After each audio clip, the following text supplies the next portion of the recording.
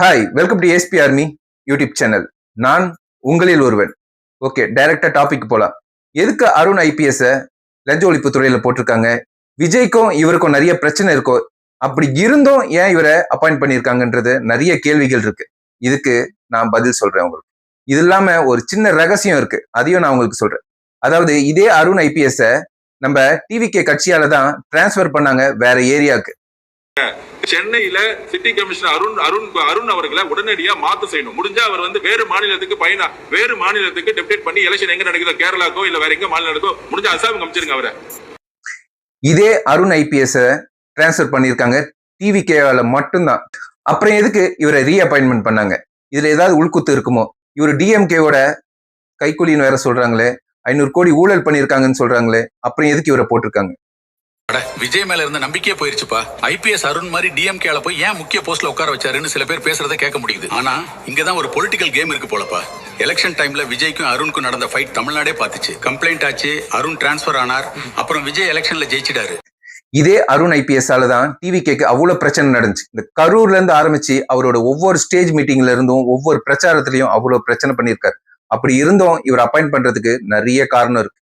அதாவது தன் கையை வச்சே தன்னை குத்துறது. இவரோட ஊழல், அதாவது ஆப்போசிட் கட்சி டிஎம்கே கட்சியோட ஊழலை முக்காவாசி இவரு கண்டிப்பா இவரோட மைண்ட்ல வச்சிருப்பாரு. இவரை வச்சுதான் அவங்களை அழிக்க முடியும். ஊழல் அழிக்கணும்னா என்ன பண்ண முடியும்? சாதாரணமா அழிக்க முடியாது இல்லையா? அதனால இவர் அப்பாயிண்ட் பண்ணி லஞ்ச ஒழிப்பு துறையில போட்டு இவரை வேலை செய்ய வச்சிருக்காங்க. அவரும் சார் பதிவாளர் அலுவலகங்களில் லஞ்ச ஒழிப்புத்துறை சோதனை தொடர்கிறது. தமிழகம் முழுவதும் பல்வேறு ஊர்களில் சார் பதிவாளர் அலுவலகங்களில் லஞ்ச ஒழிப்புத்துறை சோதனை தொடர்ந்து நடைபெற்று வருகிறது. மணலூர்பேட்டையில் 1.20 லட்சம், விருதுநகரில் 54,000 ரூபாய், சாத்தூரில் 20,000 ரூபாய் பறிமுதல் செய்யப்பட்டிருக்கிறது. மணலூர்பேட்டையில் 1,20,000 ரூபாய் பறிமுதல் செய்யப்பட்டிருக்கிறது. மதுரை விளாங்குடியில் 90,000 ரூபாய், திருவள்ளூரில் 2,50,000 ரூபாய் பணம் பறிமுதல் செய்யப்பட்டிருக்கிறது. சேலம் கிழக்கில் 3,18,000 ரூபாய், திருச்சி திருவெரும்பூரிலும் பணம் பறிமுதல் செய்யப்பட்டிருக்கிறது. இந்த மாதிரி ரைடு நடக்குது. 38 இடங்கள்ல இத்தனை லட்சம் ரூபாய் கலெக்ஷன் ஆயிருக்கு. இதெல்லாம் இதுக்கு முன்னாடி எந்த கட்சியும் பண்ணது கிடையாது. இப்பவும் பண்ணிக்கிட்டே இருக்காங்க. கண்டினியூஸா நடந்துட்டே இருக்குது. இன்னைக்கும் நடக்குது. அது